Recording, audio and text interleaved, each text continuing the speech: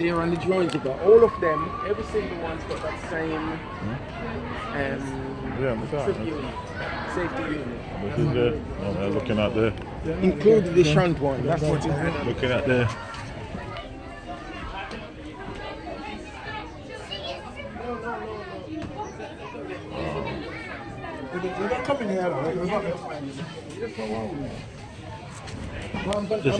I got a meeting with him up. Going up top. This is the Drake. Wait, which year was this? I'm recording now. Which year was this? 1577 is when the boy started. Yeah. Yeah. I'm going to tell you now. Okay.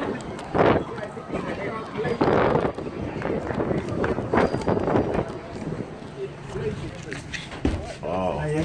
Yeah. Small. It's just really. I can fit the trip. Some of them all it is. Hey, you see, I haven't got any light inside here because of you.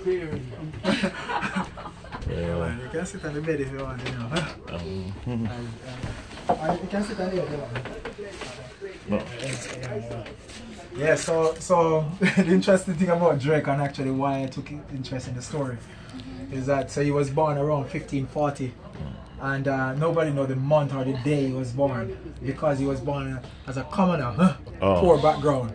And in England, only 2% of the population could read and write. Wow. If you're born as a commoner, it makes sense you record your day when you're born or the month you're born. Exactly, yeah. So he managed to turn his life around quite significantly. And through learning seafaring through John Hawkins, he became an explorer, a navigator. He learned navigation as well. And one of the things he did was to a number of other things, very different languages, so he's quite fluent at Spanish. Because one of the most valuable things, again, people don't understand, they think it's silver or generally gold, but it's the maps. When they capture a ship, the first thing that they want to get on board a ship is the maps. Because the maps will show them how to get around the world. Christopher Columbus, as you know, didn't know where he was. He was a few years before Drake, and he didn't know because it was a discovery of new territories. When he was in America, he thought it was in Asia, and so forth. He's in Caribbean, he thought it was in the Americas. So Drake knew where he was because he had maps, and also one of the deals that he struck is with the blacks.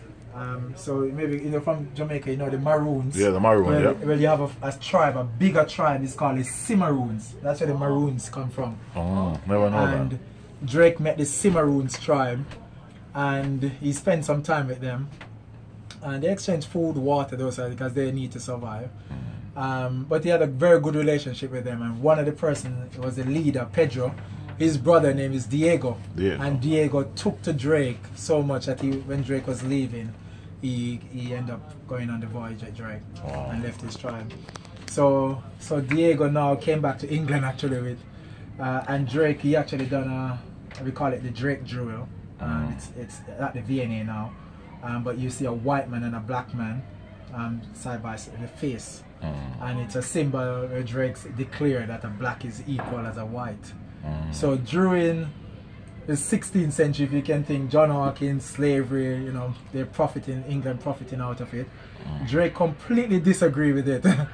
And that's why, in fact, his story, there's no museum on him now or anything, because he didn't agree to how blacks were treated then. And hence his story don't get as told as the John Hawkins or Nelson or any of those, even though he was like the founding father of he's the first Englishman and the first captain to circumnavigate the world. But you don't hear his story because he disagreed with the slave trade and all of that. So that's the fundamental of his story, exactly. So there's a really significant value of not just your work in here, you're supposed to have a real, true aspiration for all these things. To tell his story, exactly. Yeah, definitely. Yeah, so it's really, I'm trying to build is there a website? Oh yeah, man, we have a website.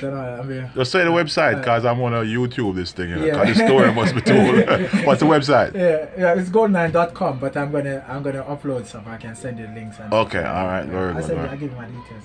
Yeah, definitely. Yeah. It's really, I'd say learn how to read and write and being a commoner, and you learn Spanish how to understand maps, and he was a very good painter as well. So paint the landscapes and different birds and stuff like that they're seeing. So, you know, it's a significant voyage. We credit Magellan to be the first captain to circumnavigate the world, but Magellan didn't make it around the world. Magellan died in the Philippines, and because his ship made it back to Spain, then he was credited to be the first captain. But Drake was actually the first captain to actually voyage around the world. Exactly, yeah. And his clever design. Yeah, clever design. Yeah. So he was the only. So he was the only one that had a bed on board the ship. Hammocks weren't invented at the time until about 100 years later, and the rest of the men will sleep below. We should go shortly. Below the deck. Sorry, what you saying about the lights now, sir? Yeah, look, no lights inside here. Here? Yeah. No one told me about these lights up here. It's two of them, isn't it? This one and the one downstairs. I've never been in this one. First time I've been in this one. Yeah. It's a bulb gun in there. Which one? Yeah, this is a small ship. I'm learning a story about Drake. Actually, make a smaller ship that could go 8 to 12 knots back in those days, when Spain was ruling. Their ship bigger and could only move 2 to 4 miles.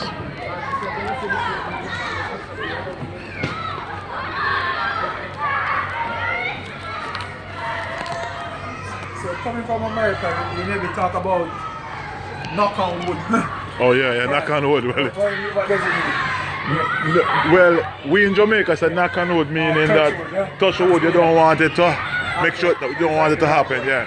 And the thing is, they were very superstitious. I'm telling you where it came from. Yeah. They were very superstitious in the 16th century. Oh. So they believe women shouldn't come on board the ship because the sea's a goddess, and if a woman come on board, she's going to be upset and sink the ship. Oh, wow. Superstition, yes. Wow. They thought there was ghosts in the rigging, for instance. So the first thing they would come on board, they would touch the knight's head for good luck. Oh. And that's where they get the touch it from. Oh, touch on wood. Yes. Nah. Made out of wood. Oh, the touch. Yeah. And again, they didn't learn how to swim. The sea is a goddess. You must learn how to swim. You must use under the water. Otherwise, the sea will claim your life. Wow. And likewise, you shouldn't shower. So imagine they went on a 3-year voyage. No shower with water. Wow. Yeah. And that's like a small place. Can you imagine? Yeah, it gets smaller when you see it. We go this way.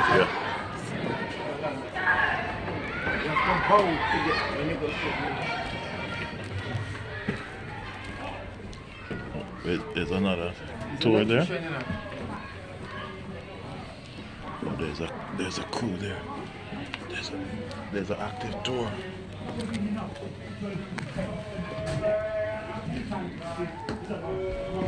Wow. Yeah, it's really down. Wonder if they had Chinese. It was small. There's a lot, but there's a lot of weapon on this ship, man.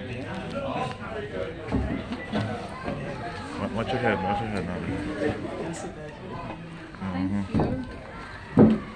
Yeah, so if we think of an 80-man crew, Drake one in his captain's cabin, he's only one there.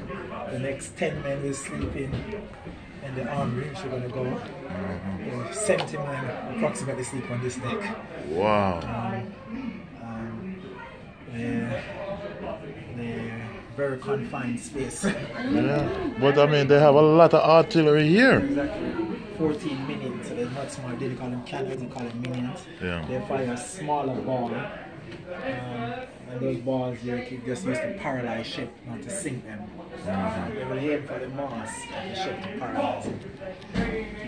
To destroy it. Whilst the men are also on this deck, also the animals are on this deck, so they will carry sheep, goat, chicken, pigs, and they will sleep on the those will stay in the manger, right where there's 2 black pieces of wood at the back is. Yeah, and how the animal will be. Exactly, yeah. The animal have no control. So water is just come below this. Moving ship, water will come on board the deck. They didn't have hammocks, they didn't have sleeping, but none of those at the time. It was very difficult. Wow. Very smelly, they didn't have bar, nothing, so it was a very difficult time. But with all that said, you're more likely to survive on board a ship than on land. So, because England was so poor, on a ship you like to get 3 meals a day. Yes, that's why we talk about square meal. You get a square plate. Oh, so the square meal, I thought the square meal meant that you have a balanced diet. I never knew it was really literally a square dish. It's a square wooden piece of plate. Oh my God. And it's got like a round bit in the middle. Yeah. You put your food in that middle, so if it falls outside the square, then you're having too much food. But the bottom line is that you will get 3 meals a day. But if you're on land, you only get like 1 meal because it's poor. Unless you're wealthy. You struggle to get 1 meal. And so forth. So you're more likely to survive on board ship. The other thing about the voyage is that if you did make it back, then you will get a part of the spoil, whatever treasure or so forth. You will get some of that. So if you think of boys when they left age 10, came back at 13, they work out that they got almost £1 million each in today's money. They came back with £32 million in today's money. It's a lot of money. Wow. So that was another advantage of getting the opportunity to come out. People.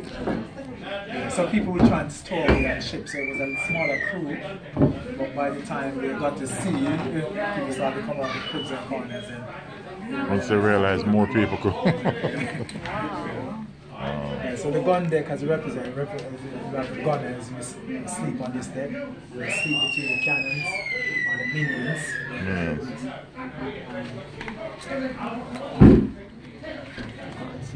And with the minions, it took them about 4 minutes to clean, load and fire.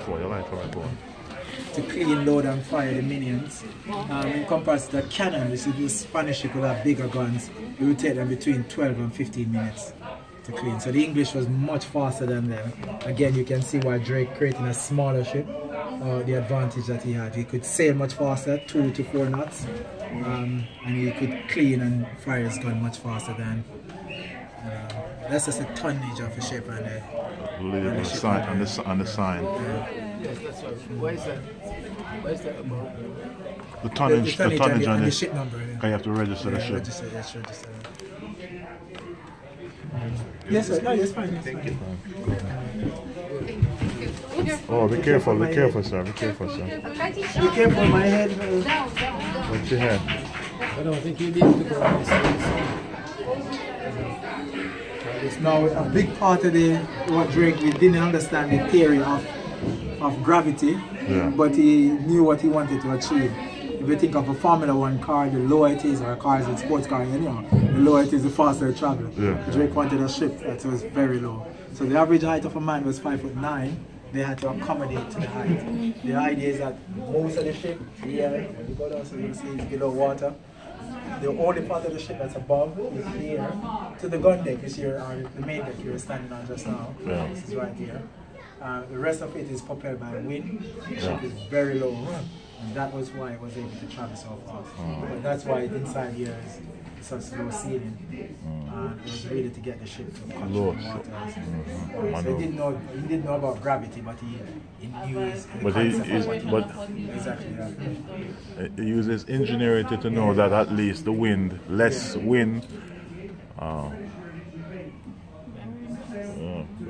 you see, I mean, the dock is empty now, so you will see the ship outside. It's quite deep, but when you go in the hole, you will see. In fact, the men were allowed in the hole at all, because that's where the food and the treasure and all the things, supplies. Yeah, exactly. So they live on this deck. They couldn't swim, so they didn't stay outside much. They stay inside. The guy coming down, he's going to do a gunning session if you want to watch it. It's quite interesting, actually.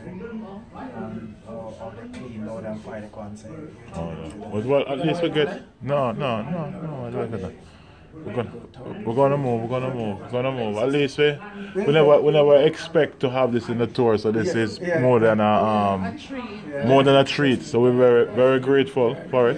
And then we'll go back to your office and get your credentials, so at least we can get some. Yeah, at least we can.